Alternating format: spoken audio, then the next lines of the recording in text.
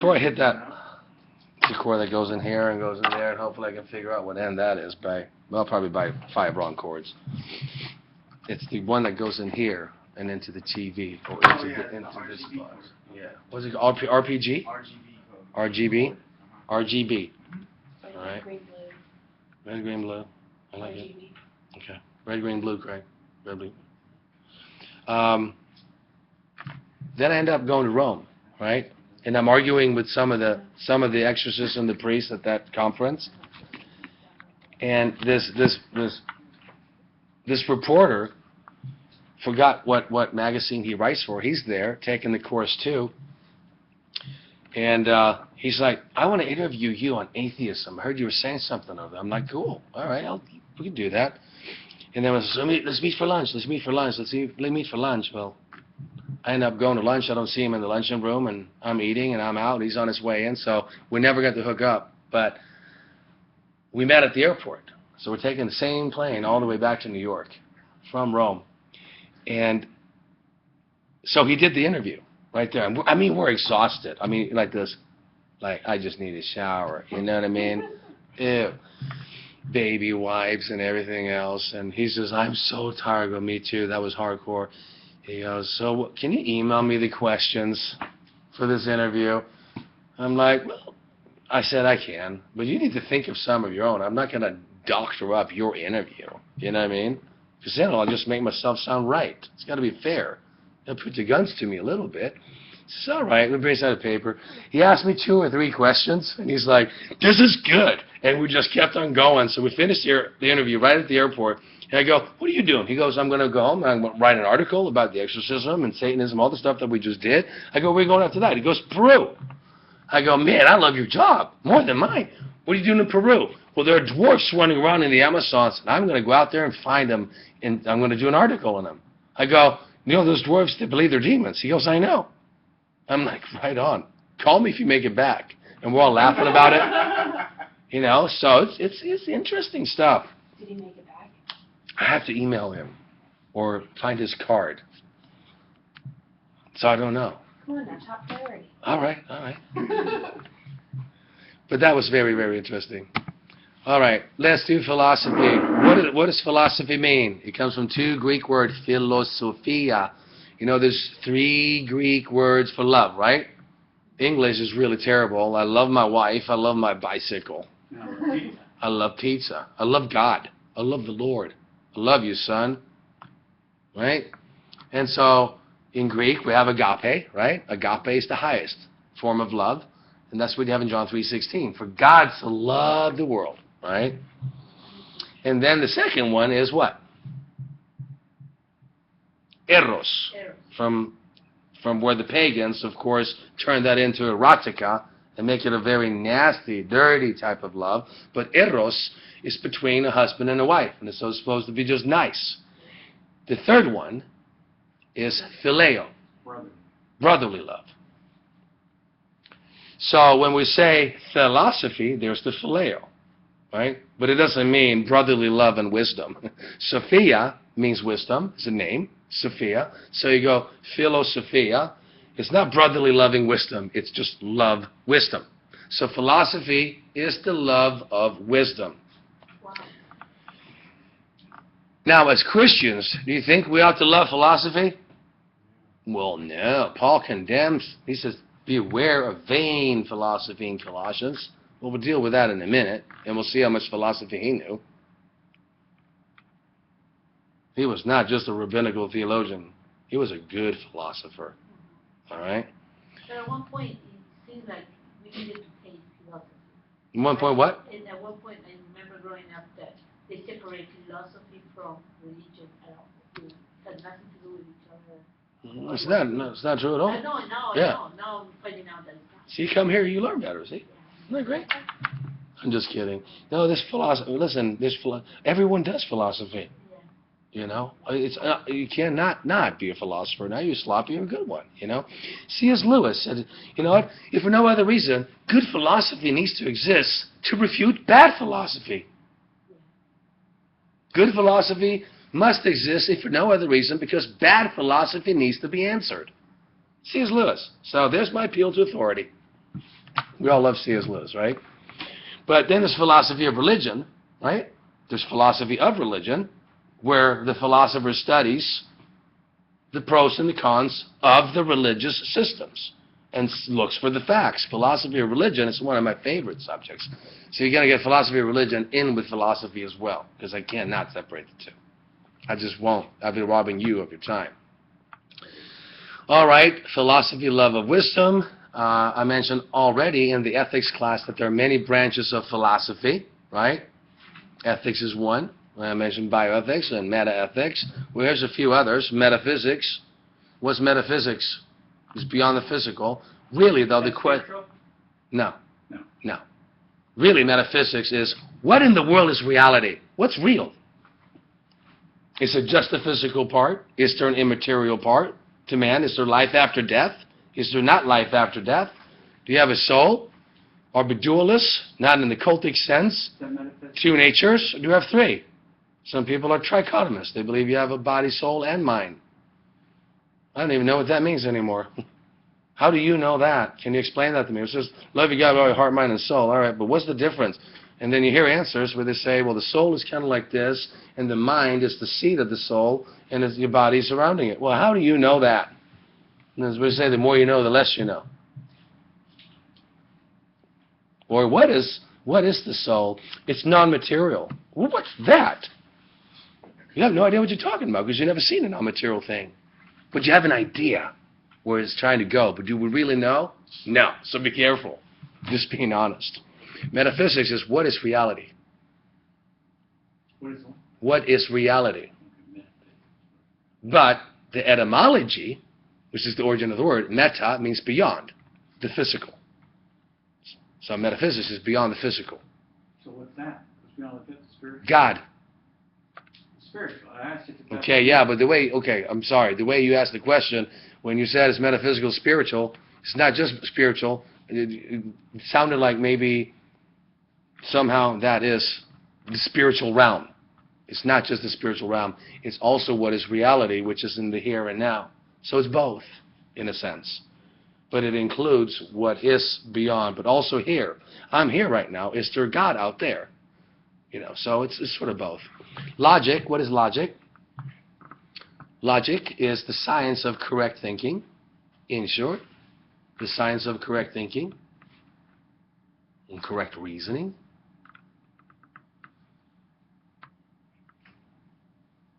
Logic is a very interesting word. Guess where that comes from? It comes from logos. And John is doing some hardcore metaphysics in John 1:1 through 3. In the beginning was the Logos, and the Logos was with God, and the God was the Logos. That's the complete translation. Or in beginning was the Word, and the Word was with the God, and the God was the Word. En arche en halagos. Kai halagos, theology theos, theon. Kai halagos en prostan theon. And then kai theos en halagos. And God was the Word. You write that out, directly translated and skip like in the beginning, because there's no the, it's in beginning. You just write it out. It's absolutely mind-blowing. So logic comes from logos, right? And logic or logos doesn't just mean word. It means order. It means it has over 400 plus definitions how people have used it. I kid you not. So when John is now an old man and he says, Logos, in the beginning was the Logos, he's shaking a lot of the thinkers up. He knows exactly what he's doing, being, of course, illuminated by the Holy Spirit. Amen? What's ethics? So we just talked about that. The science of moral thinking, in short. What is epistemology? One of my favorite subjects is epistemology. It sounds like a bad word. Dad, did you just say you're angry? No, epistemology. No. There's. How do we know what we know? Yeah, it's a study of knowledge. Study of knowledge. How we know what we know. How do we arrive at truth or knowledge? And epistemology is two Greek words for knowledge. There's what you spell it, gnosis, which is Gnosis, from where we get Gnosticism, the Gnostics, right? Who had the hidden knowledge, right? See, Jesus was a Gnostic. He spoke in parables. And he only explained a few of it to the disciples, but not to the masses. That's what the Gnostics did. Ooh, there's a paper for you. Refute that one. That's Jesus' seminar on Red Bull, right there. All right? So, gnosis or gnosis, you don't pronounce the G in Greek. That means knowledge. And there's a second word called episteme. Episteme, which also means knowledge. So when we call it epistemology, it's the study of knowledge. Very good stuff. And what I was doing earlier, there is no truth, there's a truth, that there is no truth, that's epistemology. Or if you were to say, we can't know anything for sure, do you know that? Because if you can know that for sure, you probably know a few more things, like there's a bathroom behind you, Stan. I think you can know that. You know? Well, 1 + 1 is 2. Probably know that too, you know? Now, remember we talked about moral relativism in ethics, and we talked about moral objectivism and absolutism, right? There's also what's called epistemological relativism. So you need to know the difference between moral relativism and epistemological relativism. Epistemological relativism is skepticism, essentially. You can't know anything for sure. There is no truth. And if there was, we can't find it because we're finite and stupid. Epistemological relativismo. Then you have analytical philosophy, which is analytical thinking, seeking to define philosophical and scientific terms, clarifying the language of ideas. That would be like Wittgenstein and those guys, which we'll read about later. And then finally, there's philosophy of religion, which is, that's actually what I'm trying to find a PhD in that. If I go to Rome, I have to do it in just the philosophy. If I go back to a different seminary that Geisler left, I can do the philosophy of religion. Kind of don't want to go where Geisler founded the school and left. You know what I mean? So I don't know. Just forget it. Where did William Lane Craig get his?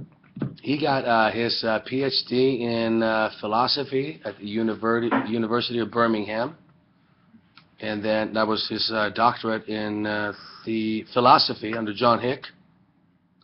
And then he went to the University of Munich and did a PhD defending the resurrection of Jesus under a liberal theologian. Yeah, so he's got a doctorate in theology and one in philosophy. Good guy. I got to travel with him to Europe when I was younger. You know, just watch the debates, and he's like, do you want to cover for me tomorrow? I'm like, oh, stop it, you know. So I was doing the Kalam cosmological argument. Cool, we got to Finland. We went to seminary in Finland, and none of these seminarians believed that Jesus actually existed. So I was like, there's a Christian seminary. What do you guys teach then? If there's no Christianity or Christology, what do you guys do? They looked at us like we were completely from the moon. Yeah, refreshing. Helsinki. That's why hell is sinking. Never put that together. That's funny. All right, I must be really getting tired. Are we doing okay, though? All right? I'm sorry I'm not all up to speed, but Good pace, though. it slows me down a little bit, huh? All right. Philosophy of religion is a philosophical examination of religious ideas. A philosophical examination about religious ideas. And so the philosopher of religion, if you say Christ was both God and man, he is the God-man. He is the theos, theology, anthropos, anthropology, right? And so they're going to go, so how's that possible? I'm just open. So you say, well, never thought about that. They're like, all right, well, we'll touch somebody else then. Because that's pretty important. to say that Jesus is God, man, and you should probably be able to share that. I just asked, how could that be? Well, he was 50% God and 50% man. You're just in the left field right now. Well, then you're going to go, well, was he 100% God before? Yeah. Well, how can 100% God cut off half of his nature, 50% God, 50% man? You can go, well, I was kind of just guessing that one because I kind of don't like the question. All right. Well, you want to stop talking about it? Well, let me ask you a question, philosopher says. If he was both God and man, did he have one mind or two minds, Lindsay? Just one. Okay. So if he only had one mind, would that be a divine mind or the human mind? Because if he didn't have a human mind, you would deny him his full humanity. And if he doesn't have a divine mind, you would deny him his full divinity. So which is it? That's why I believe in two minds. Those are the questions that the philosophy of religion raises. So let me ask you what you just said. Yes. You do believe in two minds, or you do Absolutely. believe I believe in two minds. Two natures, two minds. And I do believe that those two natures is what we call the hypostatic union. This goes way back in church history. The hypostases, right? The two natures are, well, I'm not going to say fused. I don't know how they're put together. But the God-man, right, into one being, right? If the two minds are somehow merging, finite mind mixing with an infinite mind, it can sort of make you a little, schizophrenic a little bit. Maybe that's why he didn't know when he's coming back. That's a joke. No, I know, because the problem But you know what I'm saying? So I would say, so you have what they call the diophyses, D-Y-O, physes, right? Two natures, diophyses, fused into one hypostasis. Hypostatic union of the two natures. That's called hypostatic union. And if people don't believe in hypostatic union, you're deemed a heretic. So hypostatic union is important. Now, as long as we agree on hypostatic union and the God-man, now there's questions. Where good Christians sit down and go, how'd that work? Did he know the day or the hour or not? Because he's not going to lie. Oh, well, he veiled some of his attributes. All right, how's that done? That sounds good, right? He just veiled some of his attributes. How? I'm going to take part of my omniscience and put it over here. Do you know the day or the hour? What? No, I don't. Okay, so how's that possible? Well, there was a gulf between the two minds. So he really didn't know. But either you know everything or you don't. So which is it? Do you see how this can get a little interesting? I love this stuff. But he didn't pull his trump card of deity. I've heard those answers too, yes. Yeah, and I can agree with that. I try not to be too dogmatic, though. Believe me, I was when I was like 20 and 25. I'm slowing down a little bit when it comes to that, because right now it's just interesting. It's like, all right, I'll put that in my back pipe and think about that. Backpack. Point being, Geisler says that. That's what I put there. Put that in your pipe and smoke it. And he's like 74. He's like, what did you just say? Take that, little atheist. He's just funny, So I started saying that around the house, and my wife goes, can you just say, put that in your backpack? I'm like, all right. So that's why it ended up being a little backwards. In the back pipe. Yeah, in a bagpipe. Bagpipe from Ireland. Or whatever. So philosophy of religion is very interesting. It's sort of like a skeptical apologist approaching religious truth and trying to just dig, They'll throw John Hick under the bus. He was a pluralist. William Lane Craig, like we just talked about, one of our best theologians and philosophers, I would say probably the best. He did a PhD under John Hick. And when John Hick flew in to Chapman University, Craig had told me he did his PhD under him. I went to hear that lecture, and I asked numerous questions, and it was embarrassing for Dr. Hick. The moderator grabbed the microphone away from him and went to the next guy. And here's how this stuff actually works. It's not just an intellectual, debate here. There's witches, there's Muslim mullahs, imams, there's priests, there's students in this lecture hall. And it was a Christian university, by the way, before John Hick went there. After he gave that talk, they renamed the chapel All Faiths Chapel. It's not a Christian university anymore. So tell me ideas don't matter. And tell me they don't have consequences. Because I'll never send my kids there. For that reason alone. Now, I can appreciate friends like former students of mine that go to Talbot or have graduated Talbot, they continue their education, which hopefully you guys will do, or some of you. They would invite Richard Swinburne from Oxford. He's a great Christian philosopher to speak at All Faiths Chapel, but that's more like an apologetic outreach to get the other philosophers at Chapman to hear these talks. We've had some great speakers there. But John Hick is a pluralist. He believed that it doesn't really matter, it doesn't matter what you believe. You know the golden rule, do unto others as you want them to do to you, right? And I know some of the other, of the Far East, don't do unto others as you don't want them to do to you, as if though this negative really negates something like, wow, that's so profound that Jesus said that. Look, it's just a common course grounded in your nature. You should. There's an oughtness to the world. There's an ought. There's a certain way things ought to be. So do unto others as you would have them do to you. That golden rule, you're going to find it pretty much in every religion. All right? In the Bhagavad Gita, I think that's the only phrase that I'm aware of where it says, in various ways men seek me. Well, I can agree with that. Some do heroin, some smoke, some think they can, hallucinogenics and then find the divine. What does that mean? In various ways men seek me. You know? And scriptures say, there's none righteous, none that seeks me. There's none righteous, none that seeks after me. Right? So draw near to me, I'll draw near to you.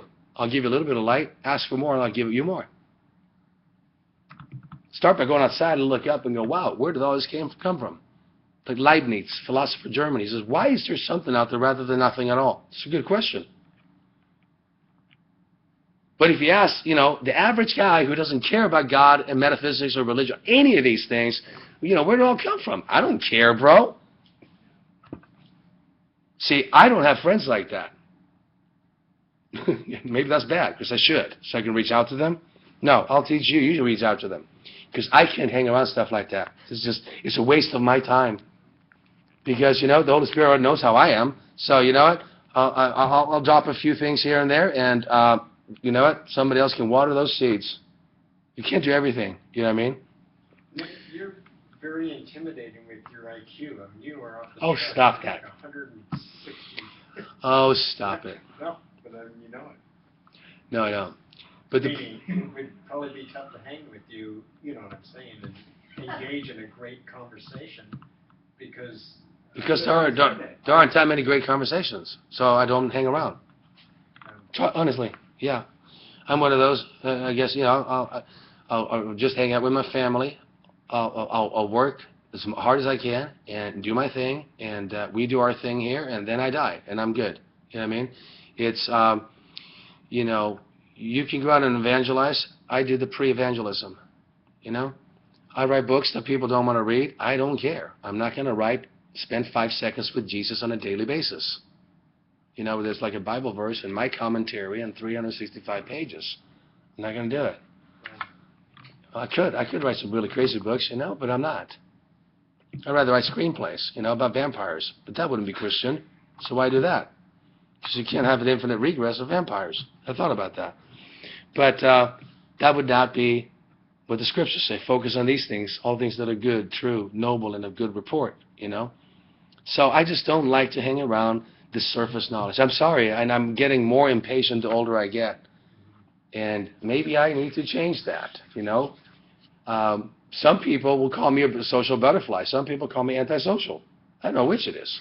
Because I can pretty much talk to anybody, but I won't stand there for an hour. Yeah, you clearly are aware of Bill Morgan, and he preached here a couple weeks ago anyway, and Young Earth. Yeah. And I got one of his CDs on a radio talk show, and he knew more about the atheist, view in evolution than they did. Sure. And I was thinking, you've got to go on one of those talk shows. Just nail them. I mean, I'm having quite a division with my own family, but I don't have a thimble of your 55-gallon drum of knowledge. But I'm very excited about it. Oh, good. We're starting here then, right? You know what? I had my show on KKLA. We've done TV, a vision. I've sort of done my thing there. I've been on KFI, I was honored when Frank Pastore, before he died, I've been on his show 4 or 5 times, at least 4, I think. And when it came to, Good Sunday or resurrection weekend, he called me to interview me on the resurrection. He could call anybody. You know what I mean? He's just a cool guy, and it was a blessing, just to do it. But, been there, done that. I don't know what the Lord has in store. But see, I'm the guy that will go and study, and if I don't teach, okay, this is where the atheists come in and speak to me. Okay? Atheist says to me, "Oh, Nick, all the stuff that you study that we disagree upon, you're selfish." I go, "Why?" "Well, when's the last time you were teaching?" Because your people need to hear some of this stuff. So for you to just go into your little ivory tower and sit there and read books, and yeah, I guess that is selfish, because if I didn't have a family at all right now, I would probably sign up to be a monk just to be alone. Give me 2 candles, open a window in Venice, and a laptop and books, and I'm good. I am good. Love that quietness. But that's not what's happening, so whatever. But how did we get on that? You started. Because we were talking about getting the gun rights and going on over and taking care of the ISIS. That's right. That's right.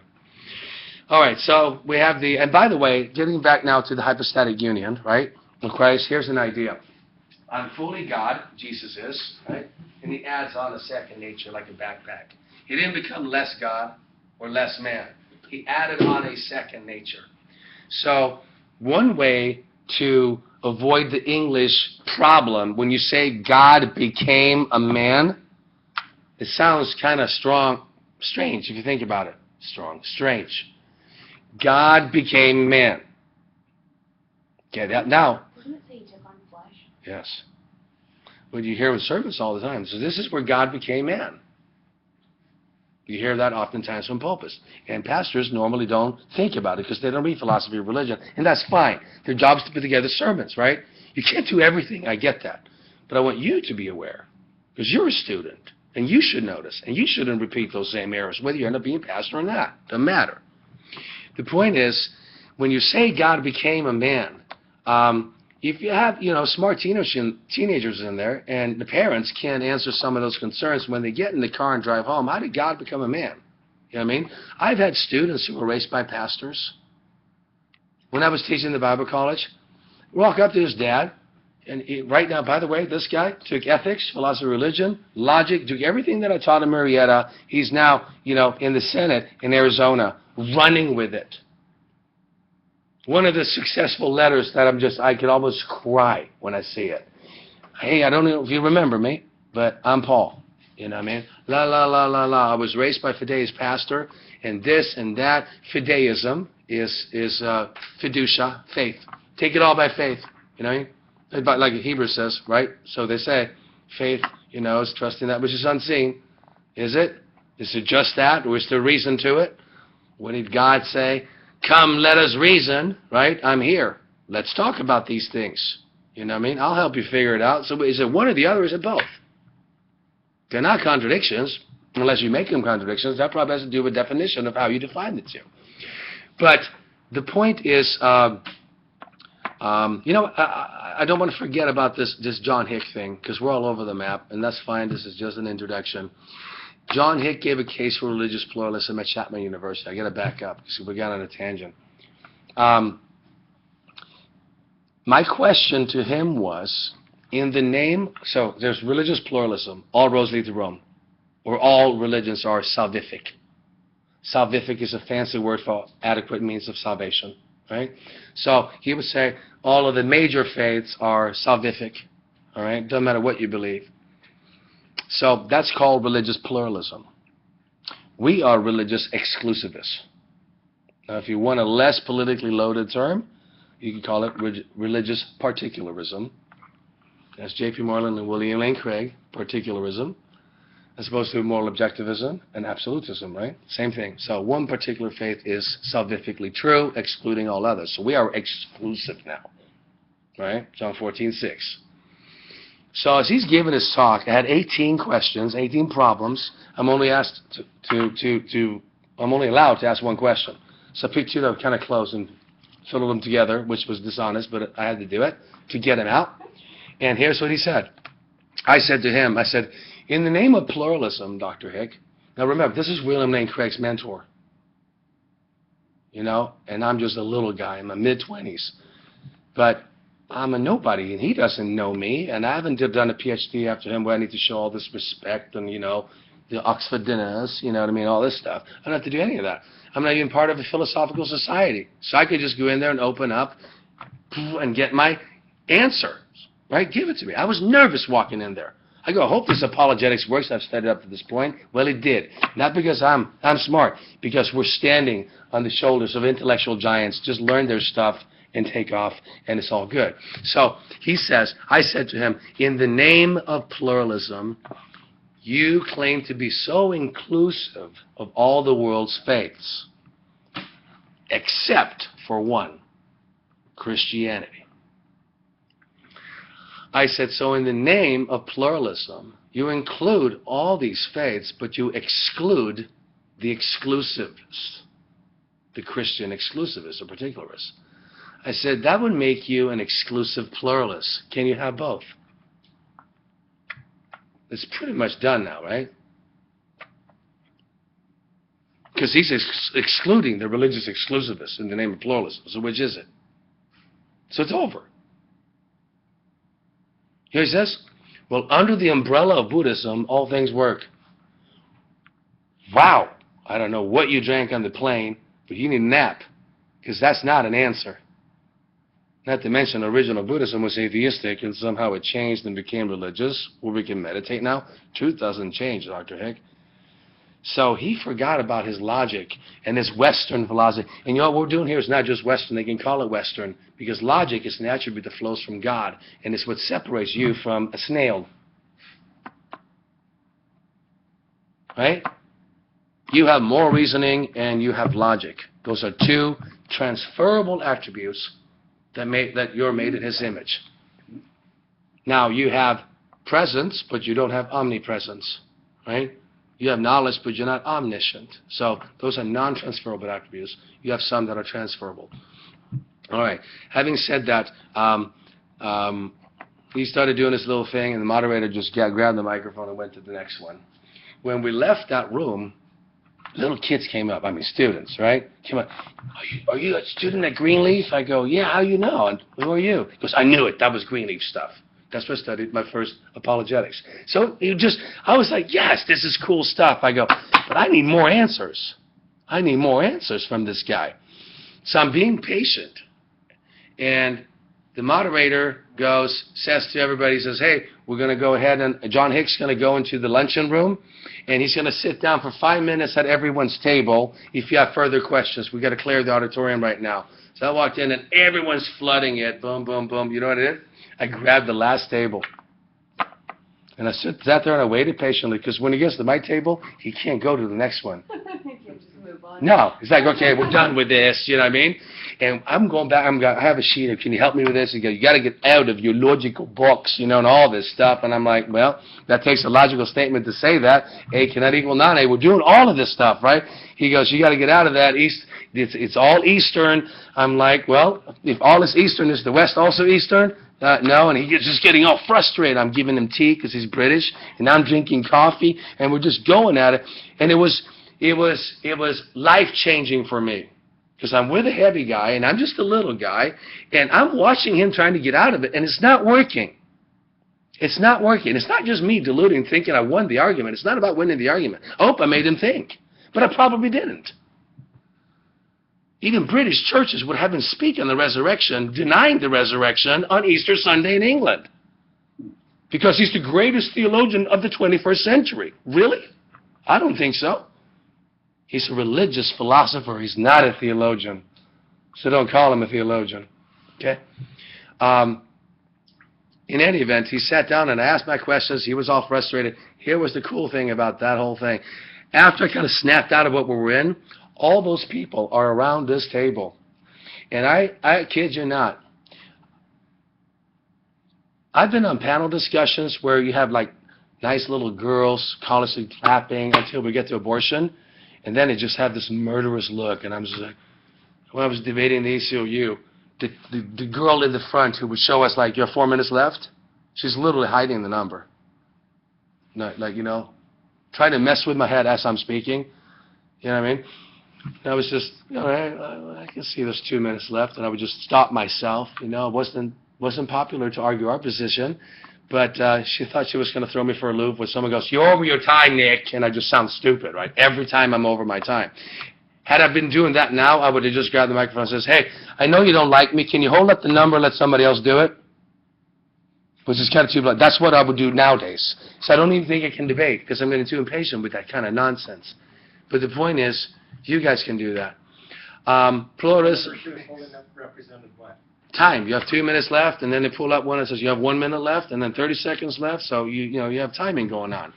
She was doing that to ACLU and doing it to me, but at the end of the debate, she started hiding the numbers, like just totally messing with me to try to throw. It didn't throw me off. I still delivered, but the point is like, all right, I'm not very liked here.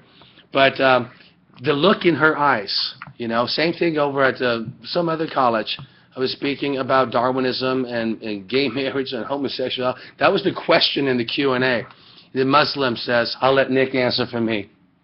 Roman Catholic priest, "I'll let Nick answer for me," because they already heard me speak. We all spoke a little bit. I'm going to let him handle all those questions.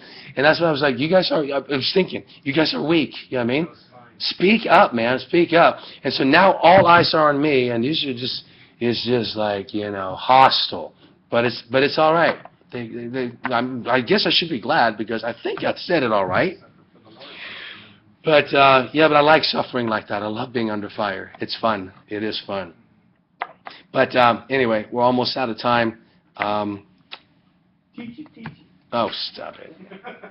You've been napping all day. No, I haven't fell asleep once. Here's a quote. "We want to understand precisely what each issue is," this is philosophy of religion, "the shape of its logic, what is at stake, and the main options it presents. Our ultimate goal is to help students form reasonable opinions about the issues and acquire the ability to continue to think about them in meaningful and helpful ways."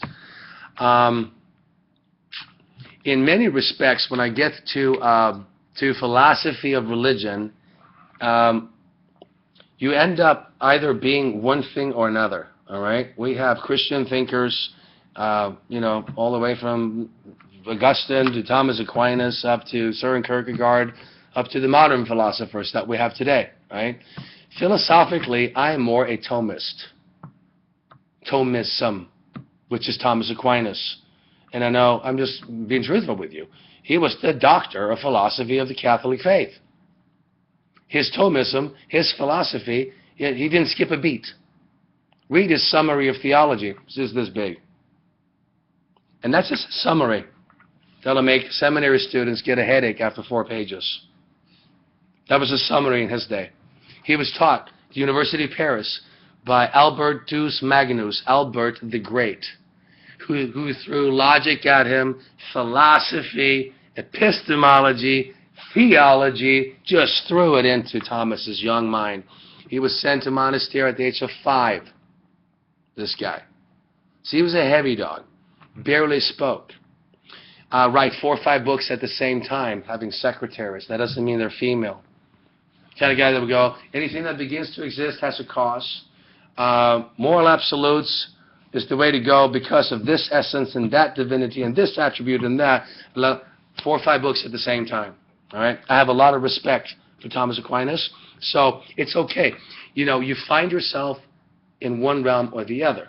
Most Protestants, I would say, are Augustinian. They follow the Augustinian tradition. Augustine, 300 AD.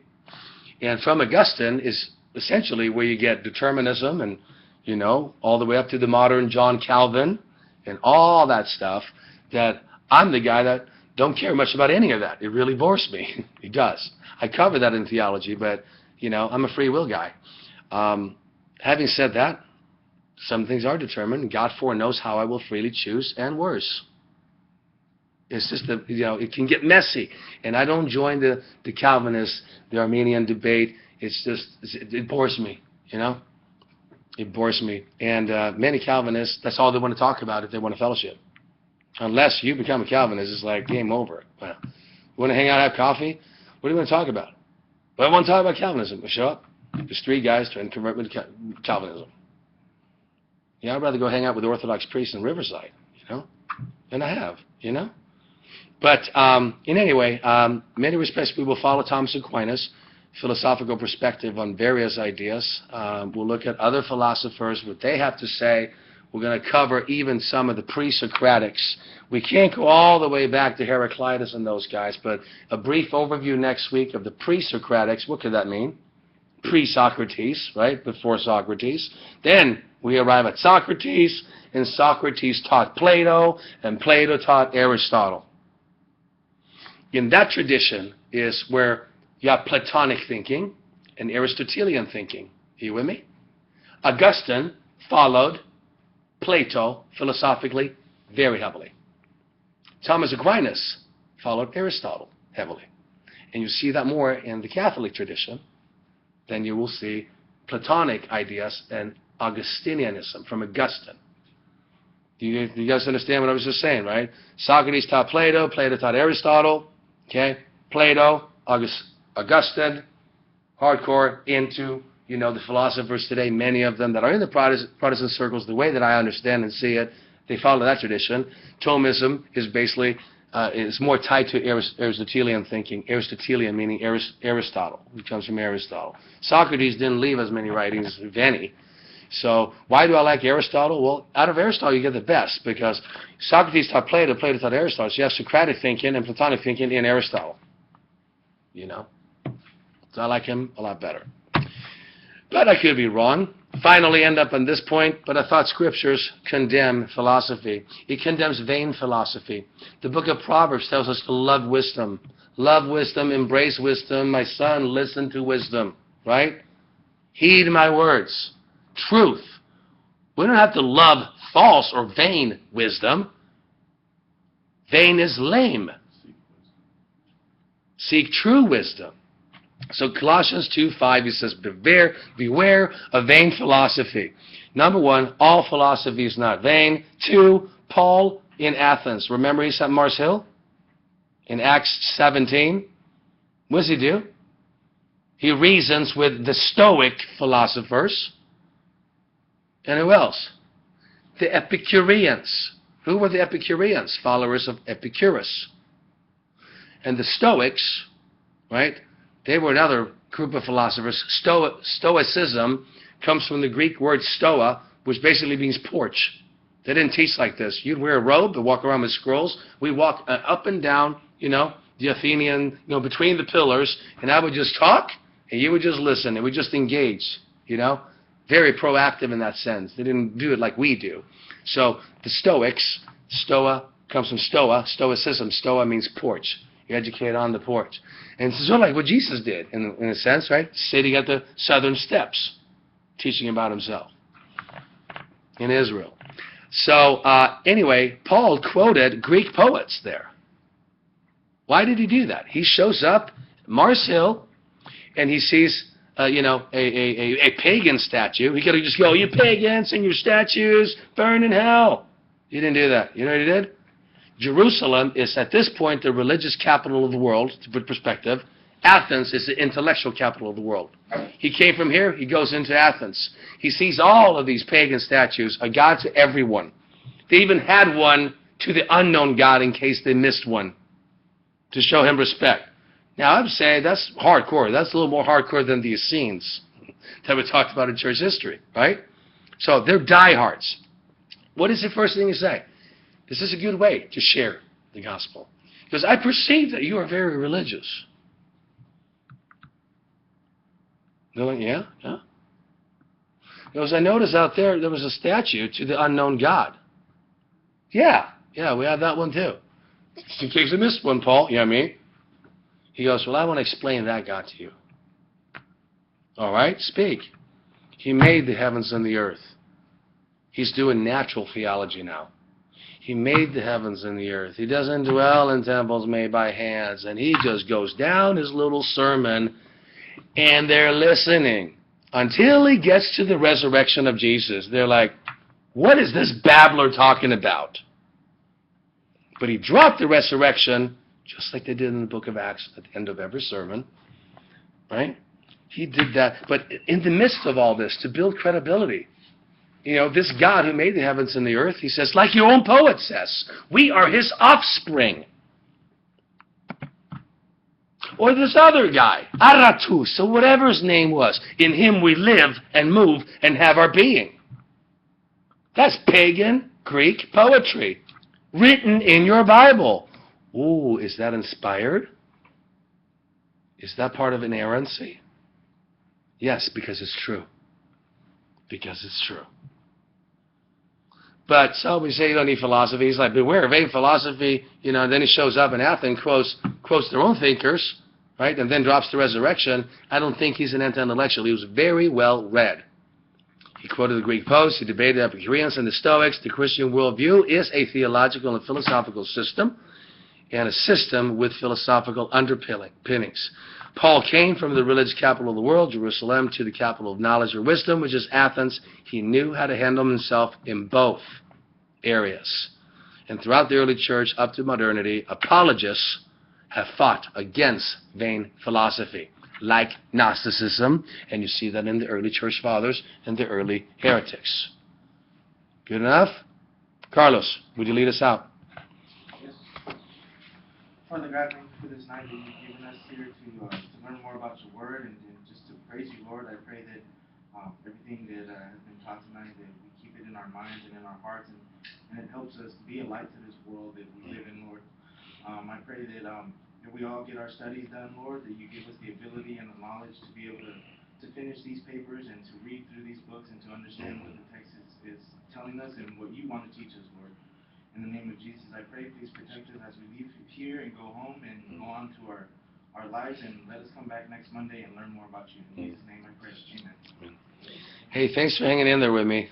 I know my voice is close to gone, so my apologies. All right, we're not going to take questions right now because you guys need to go home and go to bed and handle your business tomorrow.